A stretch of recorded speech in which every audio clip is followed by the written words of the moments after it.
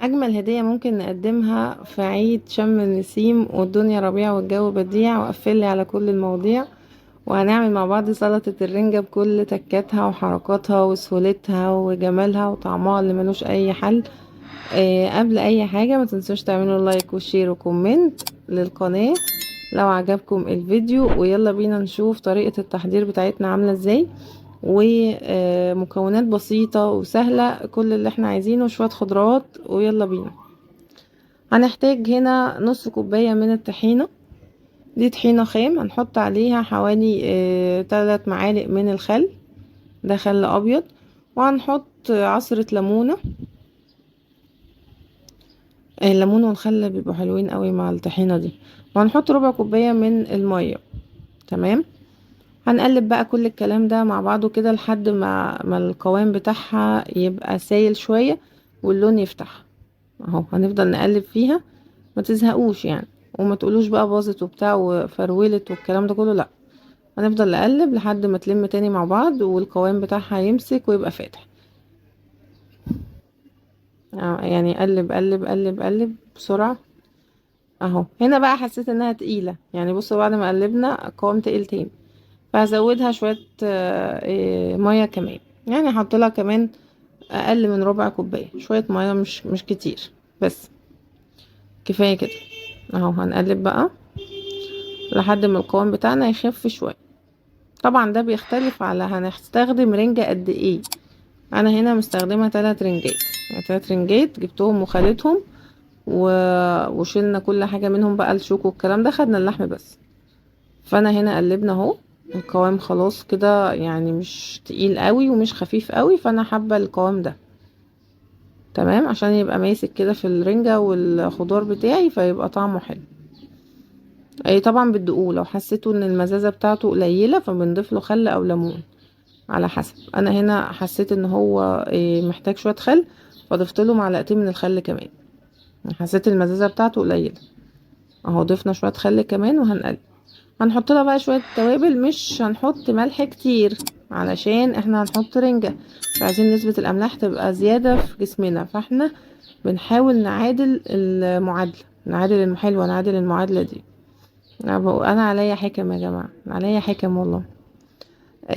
هنحط بقى شوية توابل، حطيت شوية ملح صغيرين خالص وشطة، وده فلفل اسود. بحب الشطة انا في سلطة الرنجة دي، بتديها نكهة حلوة. والفلفل الاسود برضو بحبه، بيبقى جميل جدا. متحطوش كمون والنبي، بالله عليكم محدش يحط كمون. هنقلب.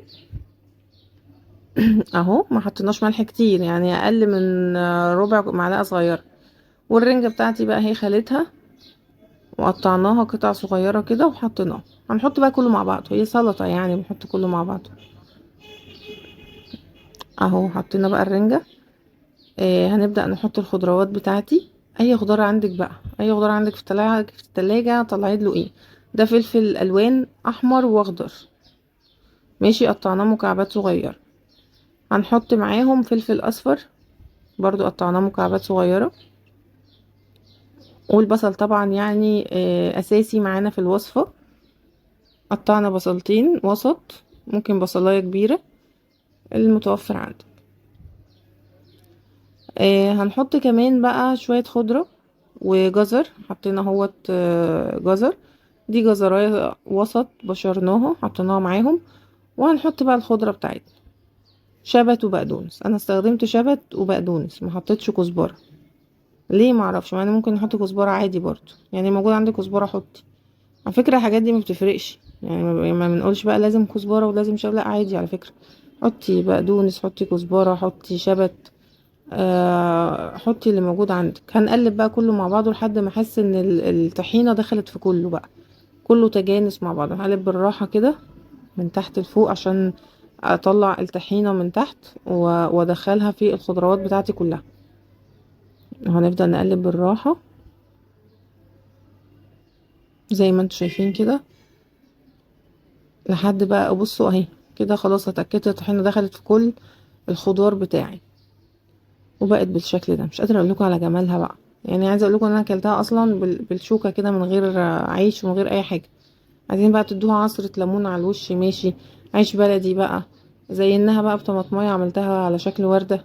يعني طلعوا الفن بقى اللي جواكوا بقى، لو عندكم بقى عزومات في شم النسيم وناس جايالكوا وبتاع، فلازم الطبق ده اساسي معانا على السفرة. لازم بجد، هيفرق جدا في شكل الحاجة. مع الفسيخ بقى اللي احنا عملناه من فترة كده، ارجعوا تاني للفيديوهات وشوفوه. طالع خرافة بصراحة وحلو جدا. حطينا بقى شوية قطع رنجة كده على الوش عادي، وممكن نحط شوية خضروات برضو من اللي كانوا اللي احنا حاطينهم من جوه، بيبقى الوانهم فاتحة شوية. حطيت بقى معلقة من زيت الزيتون. عايزين تحطوا زيت طعام عادي مفيش مشكلة، بس احنا بنحاول نقلل سعرات حرارية على قد ما نقدر يعني. فحطينا معلقة من زيت الزيتون عادي، وشطة كده في الجنب يعني تديها شكل برضو. جربوها وقولولي رأيكم فيها ايه. ما تنسوش تعملوا لايك وكومنت.